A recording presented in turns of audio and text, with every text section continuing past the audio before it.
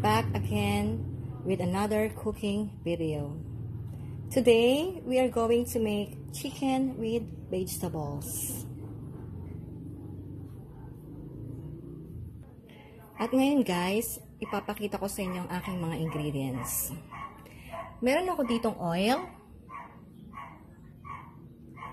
toyo, patis, bawang, luya, paminta at pampalasa, kamatis, sibuyas, of course, ang ating chicken, sayote, at kalabasa. Ngayon guys, kailangan natin magpainit ng kawali.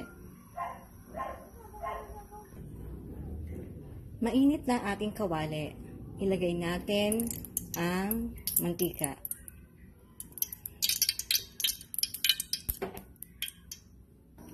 Yan, mainit na ang ating kawali. Ang una nating ilagay ay kamatis.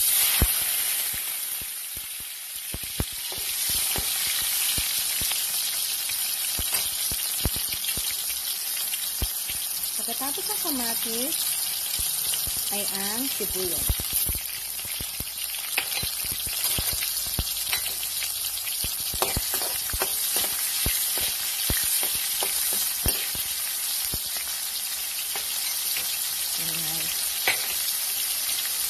Tapos, isunod natin ang ginger.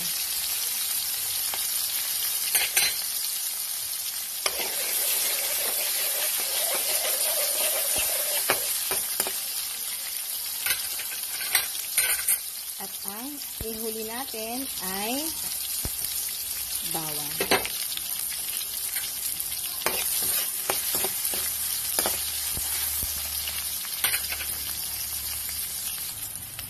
Tapos, isunod natin ang ating chicken.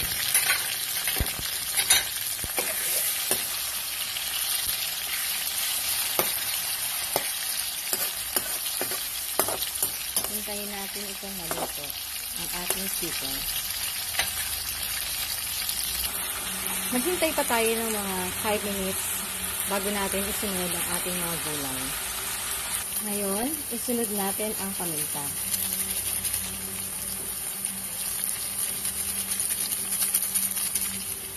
At ang ating patis.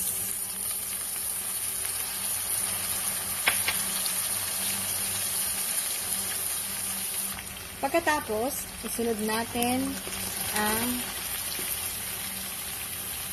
sayote.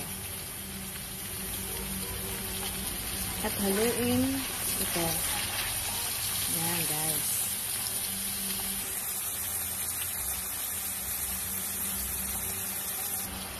Ang isunod na po natin ay kalabasa.